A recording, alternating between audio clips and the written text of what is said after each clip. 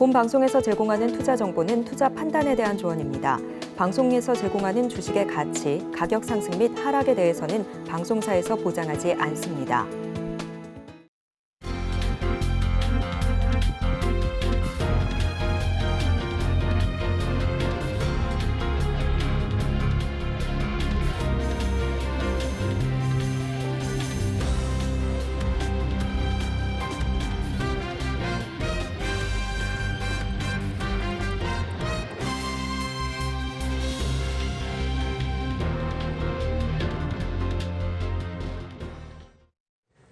시청자 여러분 안녕하세요. 오늘을 돌아보고 내일을 준비하는 오늘장 내일장 1부 진행의 백선혜입니다. 어제와 오늘 사뭇 다른 분위기를 보이고 있는 우리 증시입니다. 어제는 상승을 했다고 오늘은 하락세가 나타나고 있는데요. 어제는 코스닥 시장에서 매수 사이드카가 발동이 됐다면 오늘은 매도 사이드카가 발동이 되는 모습이 나타나고 있습니다. 공매도 전면 금지 조치로 인해서 코스닥 시장의 변동폭이 더 크게 나타나고 있고요. 투자 업계에서는 숏커버링이 가속화되면서 증시의 상승폭이 더 나타날 수 있다고 조언을 해왔습니다. 다만 이렇게 숏커버링으로 인해서 반등했던 종목에 대해서는 결국에는 펀더멘털에 귀결될 것이라는 조언까지 내놨습니다. 한편 미국에서는 10년물 국채 입찰을 앞두고 있고요. 연준 이사들도 발표를 계속해서 할 예정입니다. 10년물 국채 입찰과 관련된 부분은 우리 시간으로 목요일 오전 3시에 확인을 할 수 있으니까요. 저희 방송을 통해서 확인을 해보시기 바랍니다. 저희 방송은 유튜브를 통해서도 보실 수 있습니다. 유튜브 검색창에 서울경제TV라고 검색하시면 저희 방송과 함께 하실 수 있으니까요. 실시간 채팅에도 많이 참여를 해주시기 바랍니다. 11월 7일 화요일입니다. 오늘장 내일장 1부는 이 시각 보도본부로 시작하겠습니다. 앞서서 살펴보셨던 헤드라인 중에서 3가지를 골라서 심층적으로 다뤄보겠습니다. 오늘은 보도국의 윤혜림 기자와 함께합니다. 어서 오세요. 안녕하세요.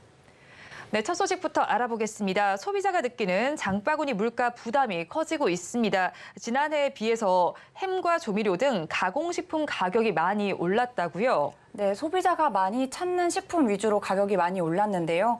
한국소비자원의 가격정보 종합 포털 참가격에 따르면 지난달 기준 소비자들이 가장 많이 찾는 가공식품 32품목 가운데 24개의 가격이 1년 전에 비해 크게 상승했습니다. 두 자릿수 상승률을 기록한 품목도 절반이 넘는 13개로 가격이 오른 품목의 평균 상승률은 15.3%였습니다.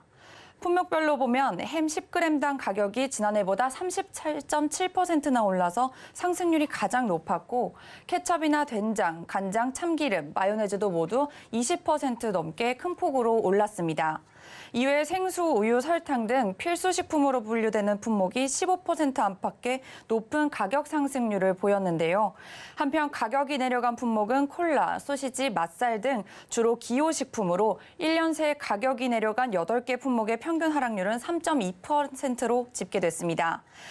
대상 품목의 가격은 유통업체 할인 등이 반영된 실제 판매가를 평균 낸 것입니다. 대형마트를 비롯한 유통업체의 할인 행사 여부에 따라서 판매가가 변동이 있을 수 있다는 점을 감안해도 가게에는 적잖이 부담을 주는 상승폭인 겁니다. 최근 들어서도 주요 가공식품의 가격 상승세는 멈출 기미를 보이지 않고 있습니다. 지난달 32개 다소비 가공식품 중 20개의 품목 가격도 9월에 비해 오른 것으로 나타났는데요. 식용유와 어묵, 참기름, 된장, 콜라 등을 중심으로 3에서 6%의 상승률을 기록한 것으로 나타났습니다. 네, 다음 소식 알아보겠습니다. 최근 10년 동안 비수도권에서 수도권으로 향한 20대 청년이 60만 명에 달하는 것으로 집계되고 있습니다. 정확한 수치 짚어주시죠. 네, 오늘 통계청이 관련 자료 발표했는데요. 국가통계포털에 따르면 2013년부터 2022년 서울, 경기, 인천의 20대 순이동 인구는 59만 1,000명이었습니다. 순이동 인구는 지역의 전입 인구에서 전출 인구를 뺀 값을 말합니다. 지난 10년간 수도권으로 유입된 20대 인구가 59만 명을 넘는다는 의미입니다. 서울로 순유입된 20대 인구는 34만 1,000명이었습니다. 10년간 인천으로 순유입된 20대는 15,000명, 경기는 23만 5,000명이었습니다. 비수도권 지역을 보면 경남에서 20대가 10만 5천 명이 순유출돼서 17개 시도 중 10년간 가장 많은 순유출을 기록을 했는데요. 그 다음으로는 경북, 전남, 전북이 뒤를 이었습니다. 대구, 부산, 광주 등의 광역시에서도 20대 인구가 순유출을 기록한 것으로 나타났습니다. 그러면 20대가 수도권을 향하는 이유는 뭔가요? 가장 많이 꼽히는 주된 이유는 취업과 학업 때문으로 꼽혔습니다. 20대는 비수도권에서 수도권으로 향한 배경에는 이러한 격차 등을 꼽았는데요. 한국은행은 최근 지역 간 인구 이동과 지역 경제라는 보고서에서 청년층의 지역 이동 요인을 분석한 결과 경제적 요인인 고용률, 경제 성장률 등과 연관이 있다고 밝혔습니다. 2015년 이후 수도권, 비수도권 간의 임금, 고용률, 성장률 격차가 커지면서 청년의 비수도권 유출도 심화됐다는 것입니다. 문화 및 의료 서비스에서도 수도권과 비수도권 간의 격차가 커진 점도 수도권 집중의 요인으로 짚었습니다. 이외에 대학 진학 등도 20대 이동의 배경으로 거론되고 있습니다. 마지막 소식 살펴보겠습니다. 전세 사기 피해자를 지원하기 위해 했던 저리 대출이 사실상 받기 어려운 것으로 조사되고 있습니다. 받은 사람 그럼 어느 정도인가요? 실제 신청한 사람 중에 절반도 되지 않은 것으로 나타났습니다. 전세 사기 피해자를 지원하기 위한 저리 대출 신청자 가운데 단 34%만 승인을 받은 것으로 나타났습니다. 오늘 국토교통부가 국회 국토교통위원회 소속 맹성규 더불어민주당 의원에게 제출한 자료에 따르면요. 올해 1월부터 9월까지 전세 사기 피해자를 위한 저리 신규 대출, 즉 버팀목 대출 신청은 378건이 접수됐습니다. 이 기간 저리 대출은 130건 이루어졌는데요. 대출 액수는 168억 9천만 원이었습니다. 이는 대출 신청자 10명 중 6명이 요건 미충족 등으로 대출을 받지 못했다는 얘기입니다. 저리 대출은 전세 사기 피해자가 기존 집을 떠나서 새 전셋집을 얻어야 할 때 활용할 수 있는 금융 지원책인데요. 연 1.2%에서 2.7% 금리로 최대 2억 4천만 원을 대출받을 수 있는 겁니다. 정부는 당초 저리 대출과 대환 대출 소득 요건을 부부 합산 연 7천만 원으로 정했는데요. 그러나 소득 요건에 걸려서 대출을 받기 어렵다는 피해자들의 지적이 계속해서 잇따르자 지난달 부부 합산 연 1억 3천만 원으로 기준을 완화했습니다. 네, 한편 기존 대출을 저금리로 갈아타는 건 좀 원활하게 진행 중이라고 하던데 맞나요? 네, 대환 대출은 비교적 순조롭게 진행 중인데요. 전세 사기 피해자가 기존 대출을 저금리로 갈아탈 수 있도록 한 대환 대출 지원은 저리 대출보다는 원활하게 진행 중인 것으로 나타났습니다. 올해 1월부터 9월 총 443건, 액수로는 660억 원의 대환 대출이 승인됐습니다. 대환 대출 신청 후 승인이 나지 않은 건은 단 9건에 불과했습니다.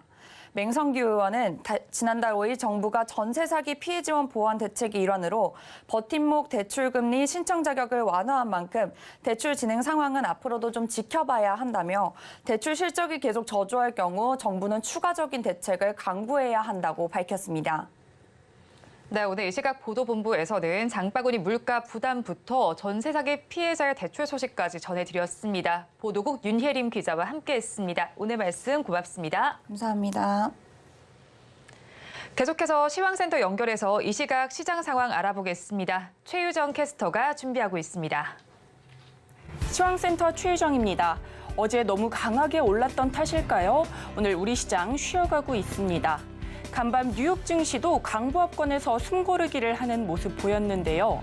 월가에서는 미국 증시가 앞으로 약세장으로 진입할 수도 있다고 경고를 한 가운데 바클레이즈는 연준이 내년 1월 다시 금리 인상을 할 것이라고 예상하기도 했습니다. 이런 상황 속에서 오늘 국내 증시는 혼조로 출발했는데요. 코스피는 1% 하락, 코스닥은 강보합권에서 출발해 현재 양시장 모두 파란불 켜내는 모습입니다. 그렇다면 보다 자세한 지수 상황 코스피 먼저 살펴보도록 하겠습니다. 코스피 업종별로 살펴보면요. 어제와는 분위기가 사뭇 다릅니다. 오늘 전 업종이 파란불 켜내고 있는 약세 흐름 보여주고 있고요. 특히나 어제 강세 보였던 철강 금속 업종이 오늘 가장 부진한 흐름 보여주고 있습니다.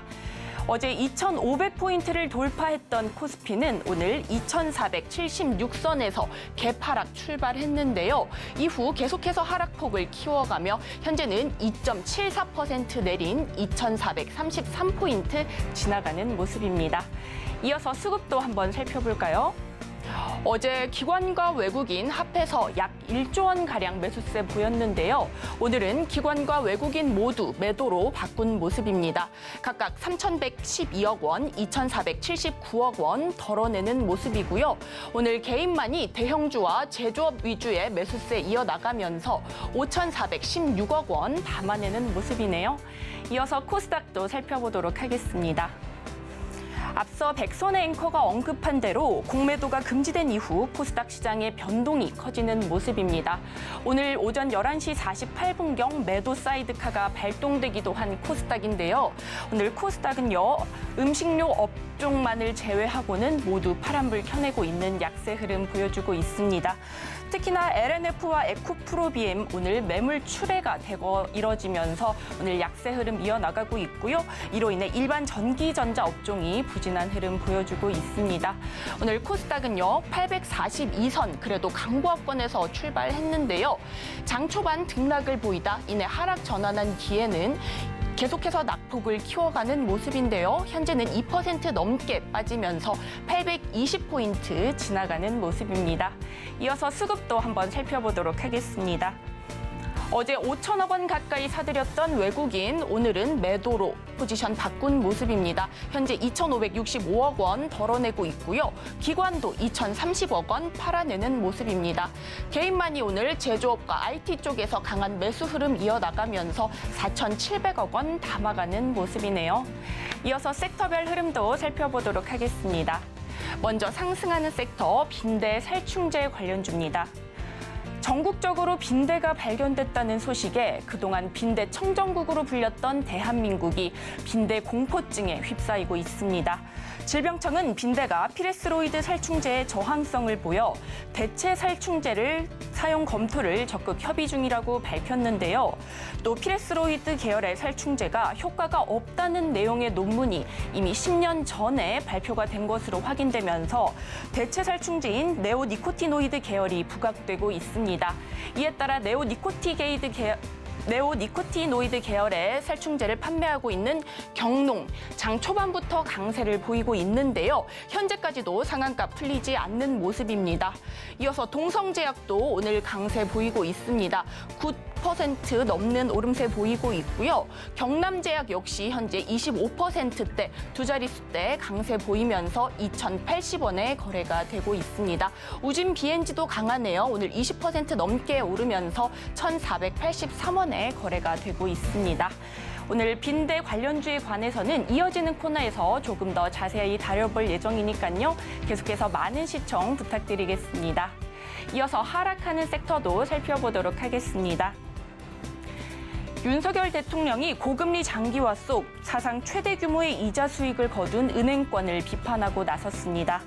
금융위원장과 금감원장도 은행들의 이자 장사를 겨냥하며 상생 금융 압박에 나섰는데요. 금감원장은 과연 은행들이 반도체, 자동차와 비교해 어떤 혁신을 이뤘기에 60조 원의 이자 이익을 거둘 수 있었는지 의문이라고 비판하기도 했습니다. 이에 따라 국내 5대 은행들은 본격적인 상생 금융 대책을 강구하고 나섰습니다. 이에 따라 오늘 은행 관련주들 파란불 짙게 켜내고 있는데요. 먼저 KB금융 오늘 6% 넘는 내림세 보이면서 52,200원에 거래가 되고 있고요. 카카오뱅크도 오늘 6.3% 파란불 켜내면서 23,050원에 거래가 되고 있습니다.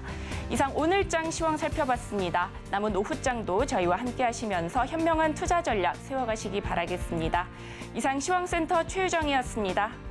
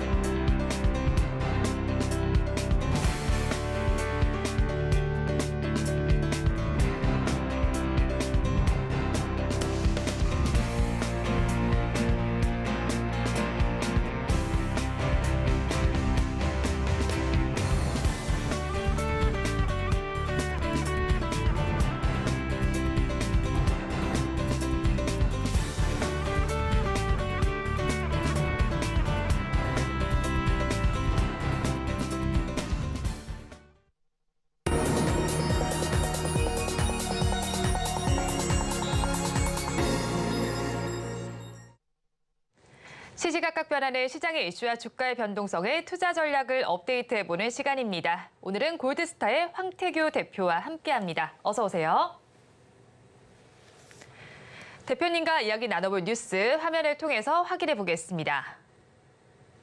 오늘의 뉴스입니다. 역대 최대 상승폭을 불러온 공매도 전면 금지 휴가가 하루 만에 힘을 잃으면서 코스피 지수는 2,420선으로 밀려났습니다.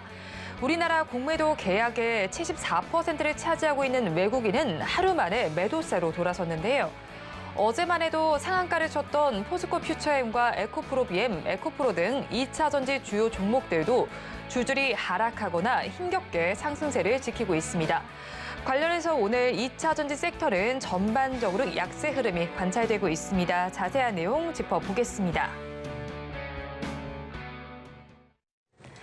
한시적 공매도 금지 효과로 인해서 크게 올랐던 우리 증시 오늘은 좀 사뭇 다른 모습이 나타나고 있습니다. 어제는 2차 전지주의 상승세가 두드러졌다면 오늘 사실 봤을 때 일일 천하로 좀 끝난 모습이 나타나고 있습니다. 개별주 전반으로 좀 움직이는 모습인데 시장에 대해서 어떻게 진단을 하시나요? 일단 제가 저번 주 화요일에 출연 시에 이제 말씀드렸던 내용을 토대로 말씀을 좀 드리면 증시 바닥권에 들어왔고 다지는 모습들이 지금 보여지고 있다라고 이제 저번 주에 말씀 좀 드렸었습니다. 자, 그리고 나서 지난 수요일 코스닥 기준으로 740포인트를 기준으로 해서 목요일부터 증시가 갭상승을 만들어내고 증시의 박스권의 하단을 돌파하는 모습들이 현재 좀 나오고 있는 그런 모습들입니다.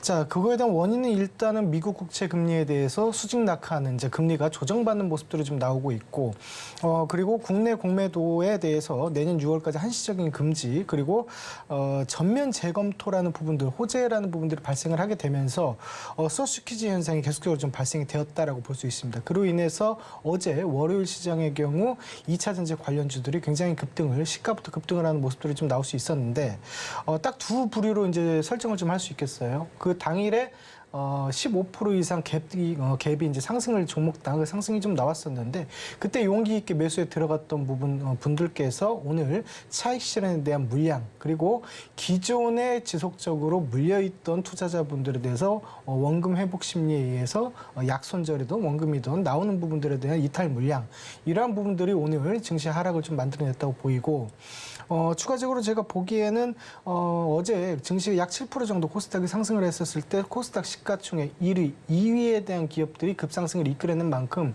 일반적인 종목을 보유한 투자자들은 내 종목은 움직이지 않는구나라고 해서 소외감을 좀 느끼는 그런 부분들이 좀 나올 수 있었는데, 실질적으로 제가 보기에는 이번에 팩트는 어찌됐든지 간에 어제 매수를 했던 2차 전지에 대한 차익 물량과 매물에 대한 부분들이 쏟아져 나오게 되겠고, 이러한 부분들이 어디로 수급이 향할 것인가를 지금은 파악을 해야 될 때가 아닌가라고 보고 있습니다. 한 가지 좀 말씀 좀 드린다면, 2차 전지 같은 경우는 단기적인 수익 관점에서는 수익을 낼 수 없는 구조가 되겠고, 중장기적으로는 조금 이따가 다시 한번 설명을 좀 드리는 방법으로 하고요. 그럼 이 수급이 어디로 돌아갈 것인가를 봤을 때 저는 반도체가 어제 오늘 관련해서 지속적인 상승이 좀 나온 부분이 있기 때문에 네. 증시가 과도하게 하락을 하지 않는다면 반도체가 지속적인 상승을 좀 이끌어낼 수 있다라고 보고, 그리고 공매도 타겟에 대해서 굉장히 많은 물량을 맞았던 그런 업종이죠. 바이오 업종에 대해서도 반등에 대한 국면이 조만간에 만들어지지 않을까라고 저는 보고 있기 때문에 이번 주 그리고 다음 주까지는 증시 흐름에 있어서 쉬어가는 장세이기 때문에 이러한 수급에 대한 포착을 집중해서 한번 해보자라고 말씀드리겠습니다. 반도체와 바이오 쪽으로 좀 관심을 돌릴 필요가 네네. 있겠고, 또 어제 2차 전지는 크게 올랐습니다. 그런 만큼 오늘 차익 실현 매물이 출회가 되는 모습이 나타나고 있기도 한데요. 사실 공매도가 금지되면 가장 크게 수혜를 받을 쪽이 또 이쪽이 아니었나 싶기도 하거든요. 그러면 어제 사실 많이 상승하긴 했지만 그래도 너무 빨리 이렇게 빠지는 게 아닌가 하는 생각이 들기도 하고요. 장기적으로 봤을 때는 외국인들도 이탈할 수 있다는 우려감도 제기가 되는데, 그렇다면 2차 전지주 보유하신 분들께서는 지금 어떻게 대응을 해야 할까요? 일단은 우리가 최근에 증시가 과도하게 너무 큰 하락을 했어요. 그러다 네. 보니까 이제 자라보고 놀란 것은 소뚜껑 보고 놀란다는 표현이 있듯이 너무 2차 전지주가 상승을 하다 보니까 이때가 아니면 안 되겠다 싶어서 탈출하는 물량들이 좀 많았던 것으로 보이는데, 거기에 이제 의견을 조금 더 덧붙이다 보면 네. 일단 리튬 가격이 고점 대비해서 굉장히 좀 큰 하락이 있었습니다. 약 한 70% 이상 하락하는 모습들이 좀 나왔고, 그리고 전기차에 대한 재고 물량이 지금 쌓여 있다는 언론에 대한 보도도 있었고요. 오늘 같은 경우는 테슬라가 저가 보급형 전기차를 인도 쪽으로 수출을 해서 마케팅에 활용할 예정이다라고 나왔습니다. 네. 자, 그렇기 때문에 단기적으로는 일단은 2차 전지를 보유하신 분들은 조금 전에 말씀드렸다시피 매도하여 현금화 전략이 좀 필요해 보이는 부분이 있는 것이고, 궁극적으로는 우리가 먼 미래에 그 중장기적으로 좀 봤을 때 탈탄소와 모빌리티를 좀 집중할 수밖에 없습니다. 그렇기 때문에 결국에는 미래차 전기자동차로 가기는 갈 것이다. 하지만 이러한 흐름들 중에서는 단기적으로는 현금화하는 전략이 필요하고, 중장기적으로 보시는 부분들은 그러한 저점에서 모아가기 형태에 대해서 이러한 전략들은 좀 유효하겠다라고 이제 보고 있습니다. 특히나 이제 조금 전에 말씀드렸다시피 이제 장기적으로 보신다라고 했을 때는 일부 증시에 대한 견인이 동반돼야 되기 때문에 그거에 대한 시점을 제가 감히 좀 말씀을 드리자면 이번 2023년이라든지 2024년도까지는 큰 폭에 대한 상승세는 기대할 수 없겠고 2025년도부터 극적인 상승세가 나오지 않을까라고 보고 있습니다. 네, 증시를 먼저 봐야겠고 일단은 2차 전지주들 단기적으로 현금화를 해봐도 좋겠다 의견을 좀 주셨습니다. 또 에코프로의 경우는 오늘 실적이 발표가 됐는데 영업이익이 좀 급감한 것으로 나타나고 있습니다. 광물 가격이 하락하면서 이런 현상이 나타났고 더불어서 양극재 3사 역시도 매출은 늘었지만 영업이익은 좀 빠지는 모습이 나타나고 있거든요. 그런데 이런 상황 속에서 사실 저희가 성장성 자체는 뭐 확실하다라고 볼 수 있지만 또 공매도 전면 금지 조치가 나온 이런 상황 속에서 어떻게 저희가 좀 방향성을 진단해 봐야 할까요?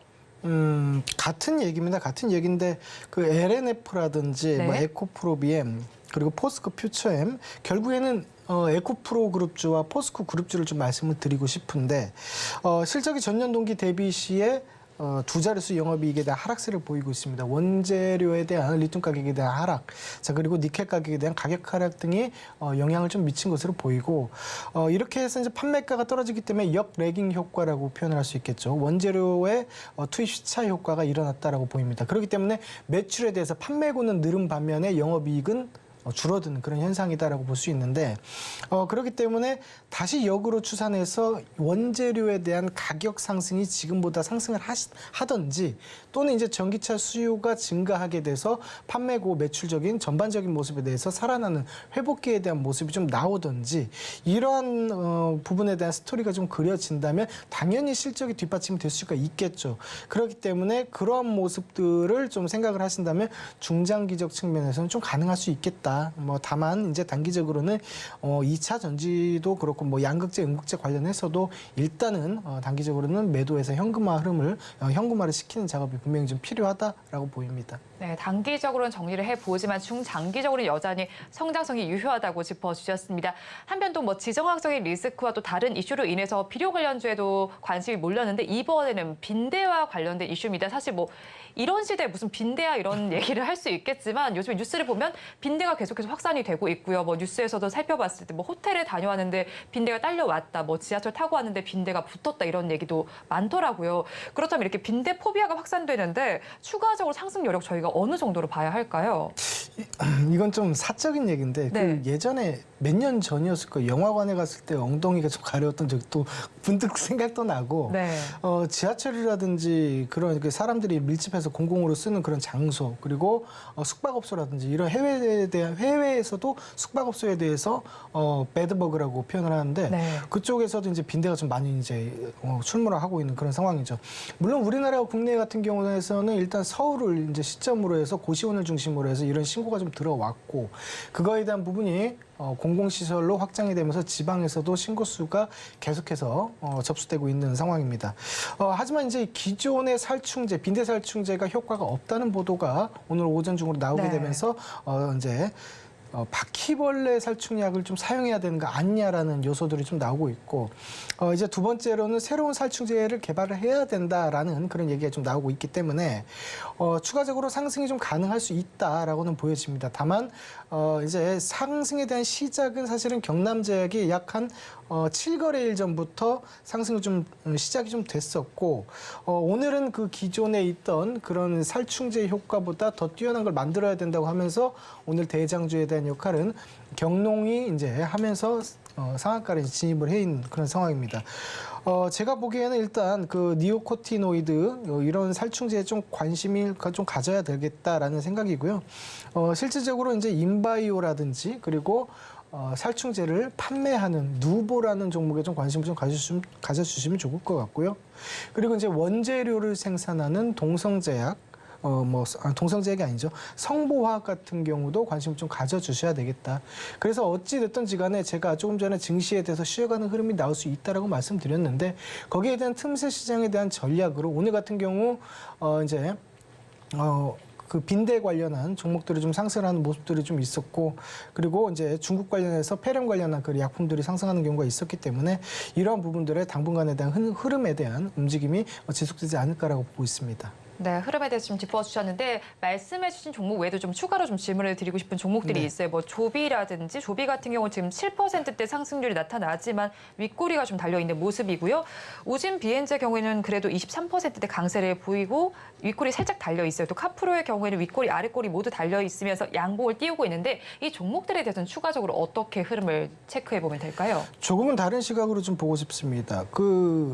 사실 빈대 관련주가 이제 상승을 했던 거는 원재료를 갖고 있는 경남제약이라든지 동성제약이 상승을 했던 부분이고 여기에서 파생돼서 새로운 약물로 빈대를 잡겠다라고 얘기한 게 경농제약과 그다음에 이제 인바이오죠. 그리고 이거에 대해서 판매를 하는 누보가 있을 수 있겠고 원재료인 성보화학이 있을 수 있겠죠.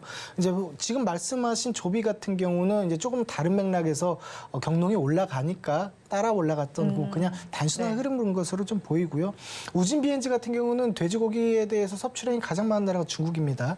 중국에서 내수 경기가 죽다 보니까 돼지고기 소비량이 급감하고 있는 실상이기 때문에 그러한 부분들 때문에 반사이익으로 우진 비엔즈가 좀 상승한 것으로 보인다라고 이제 볼 수 있겠고 카프로 같은 경우는 실질적으로 제가 체크해보지 않았기 때문에 지금 말씀드릴 수가 없겠네요. 예. 네, 한 종목색에 대해서도 좀 리뷰를 해주셨고요. 그렇다면 저희 오늘 공매도 금지 조치와 또 빈대와 관련된 이슈를 짚어봤습니다. 탑픽 종목 이 안에서 가지고 오셨나요?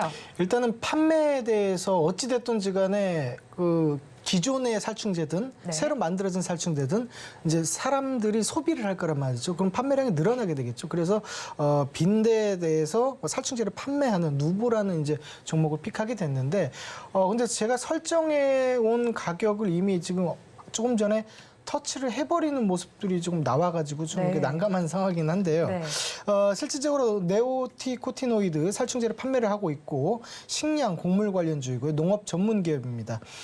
매수가는 1,850원, 현재가 약간 비슷하게 이제 흘러가고 있는데 이점이고요. 그다음에 손절가는 1,800원, 목표가는 2,100원인데 분봉에서 보시면은 2,095원까지 지금 잠깐 1시 57분에 터치를 해버렸어요. 그렇기 때문에 오늘 당일에는 움직임이 나오지 않을 수 있겠지만 오버나잇으로 조금 전에 말씀드렸다시피 빈대 관련주들이 공격 파동으로 해석을 한다 해도 2파까지밖에 안 나왔기 때문에 한 번 더 움직임이 남아있을 수 있다는 거죠. 그런 관점에서 봤을 때는 1,850원 제가 제시해드린 매수가에서 진입을 하시고 한 5거래일 정도 좀 봐주시면은 상승이 다시 한번 나오지 않을까 또는 더 빠른 시일 내로 나오지 않을까라고 생각하고 있습니다. 네, 오늘도 엇비슷하게 움직이긴 했지만 5거래일까지는 한번 지켜볼 필요가 있다라는 말씀이시네요. 네, 탑픽 종목으로는 누보를 짚어주셨습니다. 지금까지 골드스타의 황태규 대표와 함께했습니다. 오늘 말씀 고맙습니다.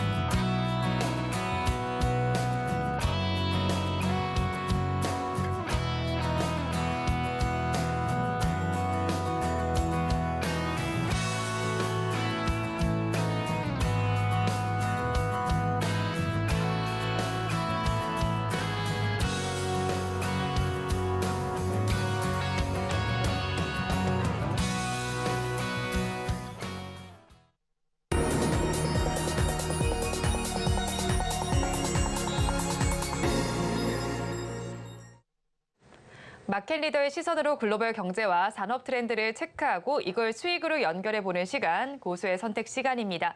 오늘은 미중산업경제연구소의 조용찬 소장과 함께합니다. 어서 오세요. 예, 안녕하십니까. 소장님과 이야기 나눠볼 주제 화면을 통해서 살펴보겠습니다. 오늘의 주제입니다. 바이든과 시진핑의 정상회담이 예정이 되어 있습니다. 이 자리에서 그러면 앞으로 미중 간의 갈등이 좀 해소가 되고 교류도 확대가 될 수 있을지 자세한 내용 다뤄보도록 하겠습니다. 먼저 FOMC 이야기를 해보도록 하겠습니다. 이번에 열렸던 FOMC에서는 금리 동결이 결정이 됐습니다. 지난해 3월부터 계속해서 이어왔던 금리 인상 기조가 끝나고 9월부터 이제 2번 연속 동결이 좀 결정한 건데 그렇다면 이제 금리 인상 기조는 끝났다고 봐도 괜찮을까요, 소장님? 네, 확실히 끝났다고 볼 수가 있는데요. 장기금리 상승이 계속이 되면서 미국의 경기뿐만 아니라 실업률 그리고 각종 물가도 이제 억제되는 효과가 뚜렷하게 나타나고 있다는 겁니다. 특히 10월 달 고용 지표가 발표가 예상보다 상당히 좀 저조하게 나타났는데요.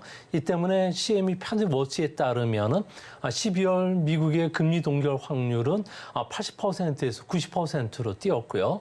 그리고 내년 6월부터 금리 인하에 나설 것으로 봤는데 고용 통계가 발표가 나고 나서부터는 5월로 지금 앞당겨지는 그런 분위기입니다.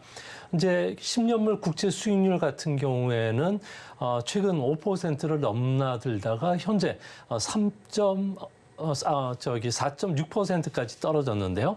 이 때문에 앞으로 장기 금리가 계속 하락하지는 않을 것 같이 보이고요. 국제 발행이 늘어난다면 실질 금리가 계속 올라갈 수밖에 없기 때문에 앞으로 경제 활동 억제 효과가 계속 진행이 되지 않을까 보여집니다. 당장 지금 모기지 금리가 현재 7% 중반이다 보니까 주택 판매 시장이 미국이 상당히 좀 안 좋게 나오고 있는데요. 네. 이 때문에 앞으로 물가 상승 압력은 확실히 둔화되면서 주식시장에 좀 호재로 작용할 가능성이 있지 않나 보여집니다. 네, 금리도 동결이 됐고 물가 상승 압력도 둔화될 것으로 보입니다. 한편 또 미국에서는 내년에 대선이 예정되어 있습니다. 지금 11월 5일로 예정이 되어 있고 한 1년 정도가 남은 시점인데요. 민주당에서는 바이든, 공화당에서는 트럼프가 양강 구도로 지금 맞붙을 것으로 보입니다. 그런데 트럼프의 경우에는 사실 지금 법원에 기소가 되어 있는 상황인데도 지지율이 계속 올라가는 이유가 좀 궁금하고요. 만약에 또 트럼프가 대선에서 확정이 된다면 앞으로 세계 경제는 어떤 영향이 나타날까요? 네, 공화당 사이에서는 트럼프에 대한 지지율은 무려 58%까지 높아지고 있고요. 전 유권자를 대상으로 해서 조사해 보면은 현재 45대 44 정도로 트럼프가 앞서 있는 네. 상황입니다. 특히 6개 격전주 같은 경우에는 5군데에서 트럼프가 앞서 있기 때문에 지금 당장 선거가 치러진다면은 앞으로 트럼프가 이제 거의 승리가 확실하지 않나 보여지는데요. 부정선거 의혹 그리고 대선 결과 불구에도 불구하고 트럼프의 지지율이 계속 고공행진하는 것은 백인들 사이에 트럼프의 지지율이 계속 높아지고 있기 때문에 그렇습니다. 오래된 좋은 미국을 다시 되찾자는 캠페인도 트럼프가 추진하고 있고요. 메이크업 아메리칸 그레이트 어게인이라는 슬로건에 백인들이 특히 열광하고 있는데요. 예전에는 중저소득층을 중심으로 해서 열광을 했지만 이 폭이 지금 넓어지고 있다고 합니다. 아무래도 예전 같으면 열심히 일하면 아메리칸 드림을 꿈꿀 수가 있었는데 지금은 이민자들로 인해서 이 꿈도 꿀 수 없다는 게 비관적인 여론이 형성된 거 아닌가 보여지고요. 특히 10월 달과 관련해서 물가가 우유 가격만 하더라도 코로나 이전에 비해서는 무려 29%, 휘발유 가격은 46%나 급등하면서 미국인들의 씀씀이도 줄어든 것도 가장 큰 영향을 끼친 것은 아닌가 보여집니다. 자, 앞으로 미국 대선 1년 꼭 남았는데요. 이제 상대방을 비난한다든지 포퓰리즘과 관련된 여러 가지 홍보들이 계속 난무한다는 점에서 이 점에 볼 수 있었던 정책 선거는 이미 사라지지 않을까 보여집니다. 네, 일단은 트럼프의 지지율이 지금 시점에서는 조금 더 높은 것으로 집계가 되고 있습니다.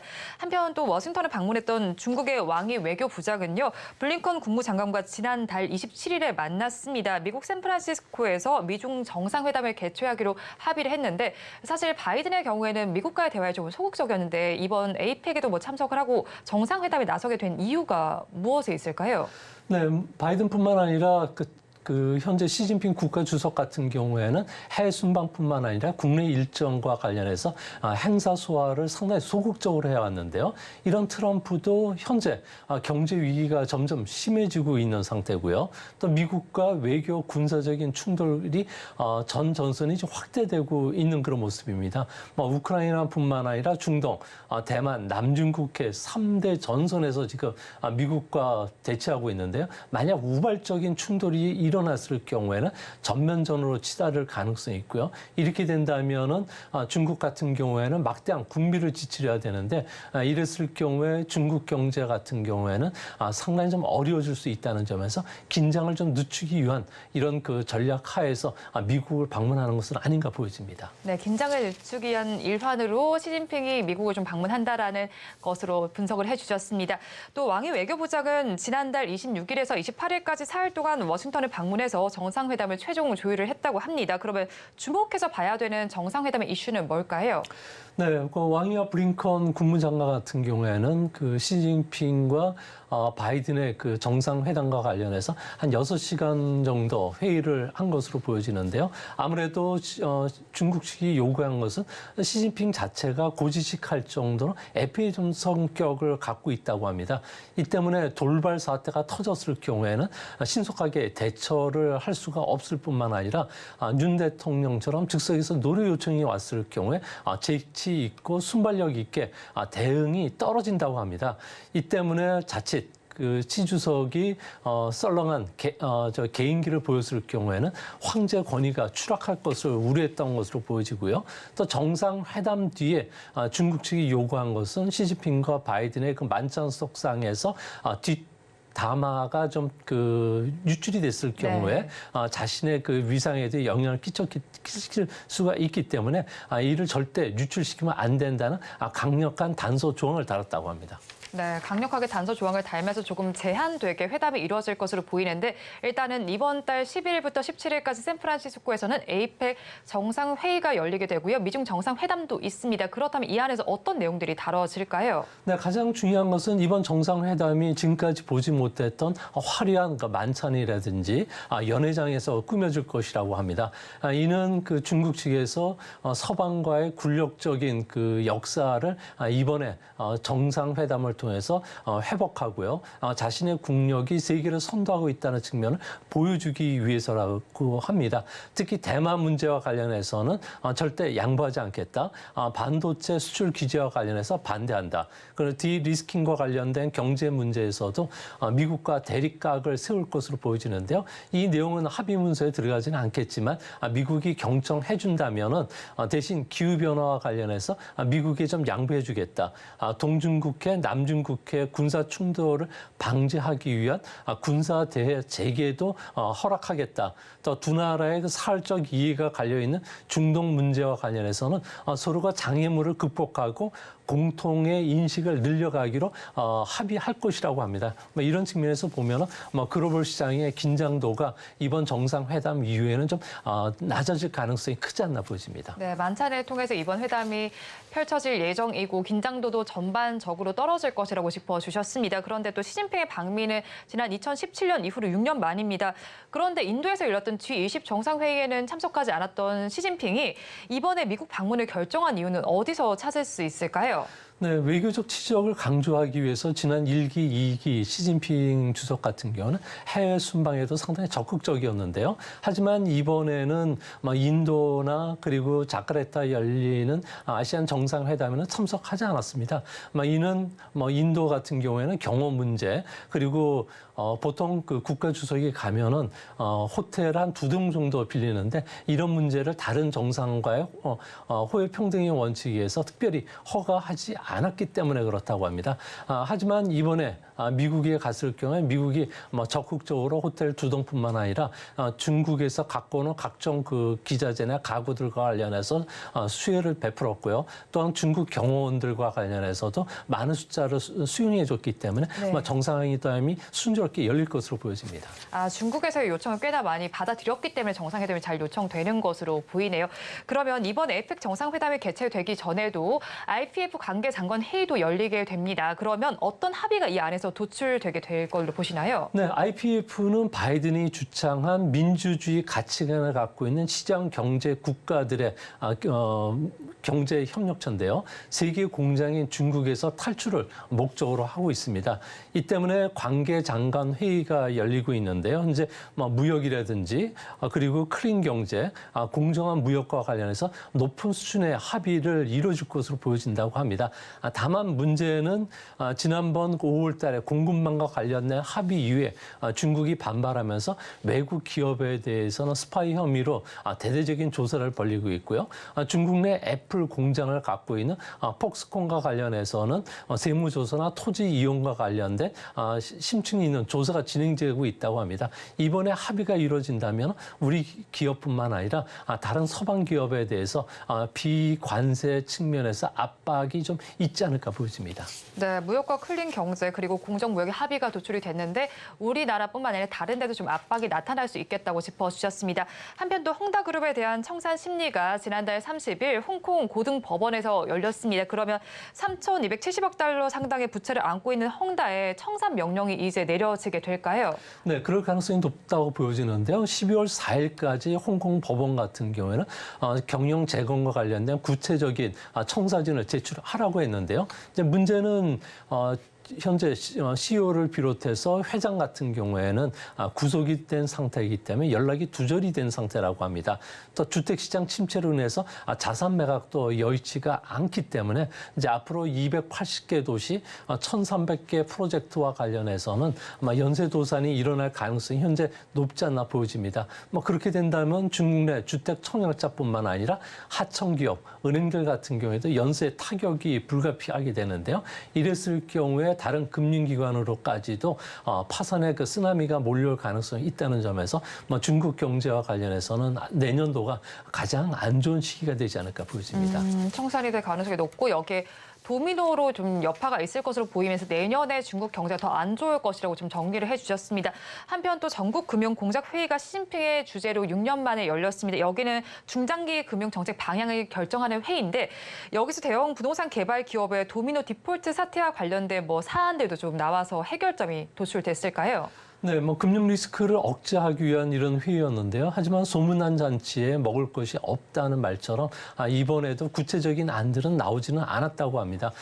중국 같은 경우는 부동산과 관련된 개발 회사들의 외화 부채가 1,750억 달러 정도가 발행돼 있는데 이 중에 70%는 1,245억 달러가 사실상 부도 상태라고 합니다. 이제 앞으로도 계속 디폴트 상태가 좀 계속 확산이 되면서 외국뿐만 아니라 자체 자금 조달이 상당히 어렵지 않나 보여지고요. 또 지방 정부와 관련해서는 당청에서 해결과 관련된 모색을 하겠다고 했지만 구체적인 해결책이 여전히 제출되지 않은 상태라고 합니다.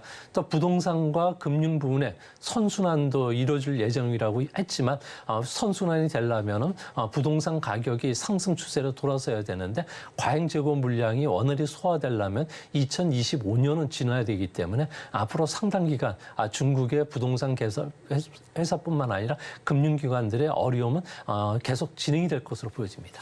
네, 주제는 나왔지만 구체적인 내용들이 좀 부실했기 때문에 소문난 잔치에 먹을 것 없다라고 좀 정리를 해주신 것 같은데요.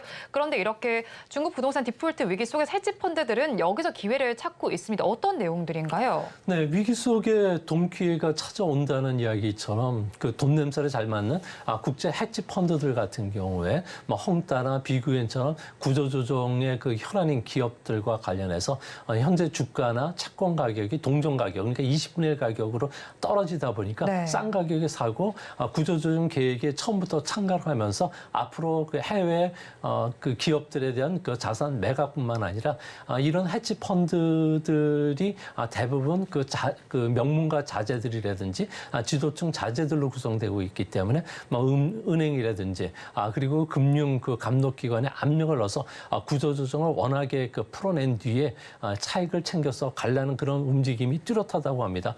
평타 같은 경우에는 차이나 아오이엔 그룹이라든지 꺼징 타이프 헤지 펀드들이 본격적으로 참여하고 있다고 하는데요. 이 때문에 앞으로 중국에서는 진짜 돈 놓고 돈 먹기식의 하이 리스크, 하이 리턴 그런 투자 게임들이 실제적으로 벌어지고 있다고 합니다.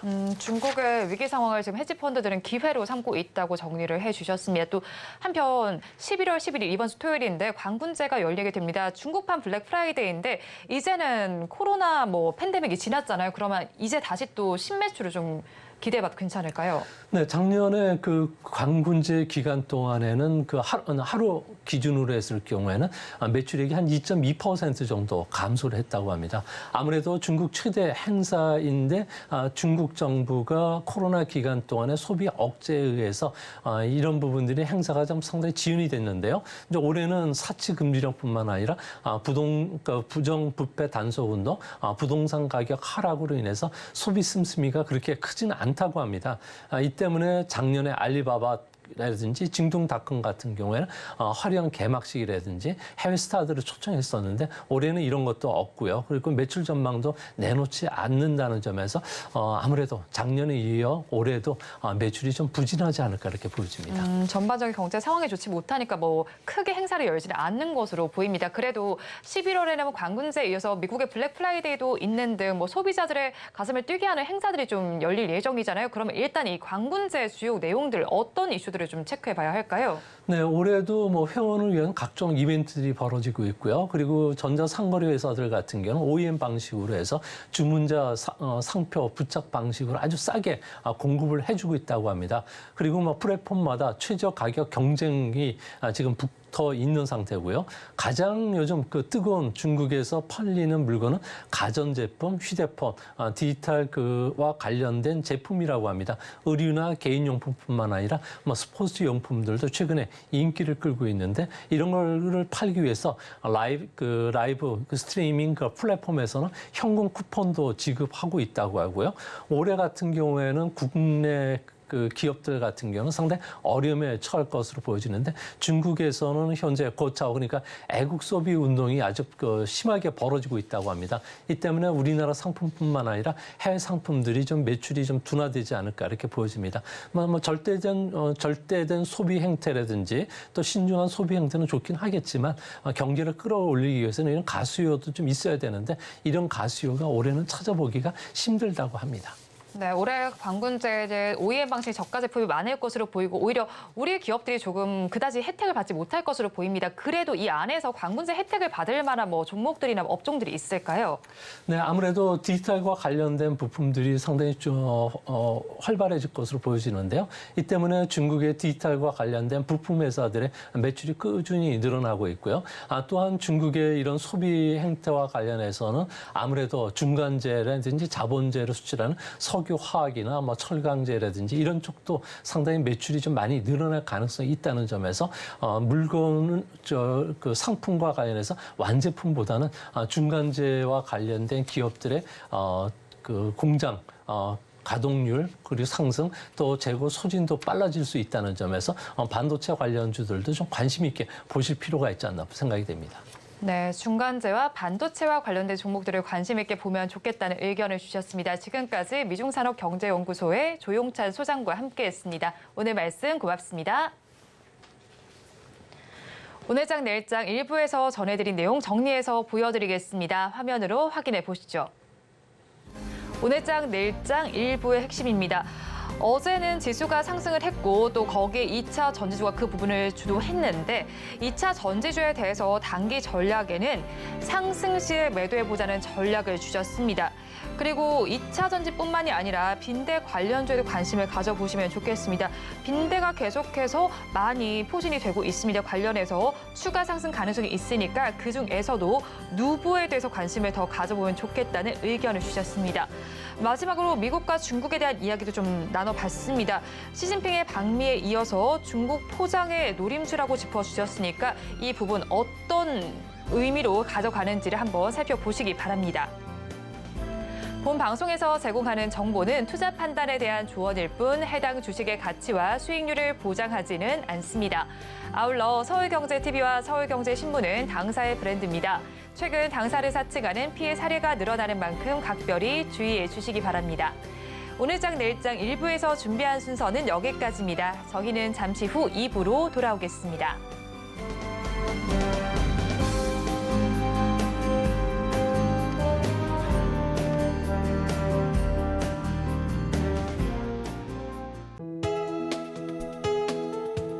본 방송에서 제공하는 투자 정보는 투자 판단에 대한 조언입니다. 방송에서 제공하는 주식의 가치, 가격 상승 및 하락에 대해서는 방송사에서 보장하지 않습니다.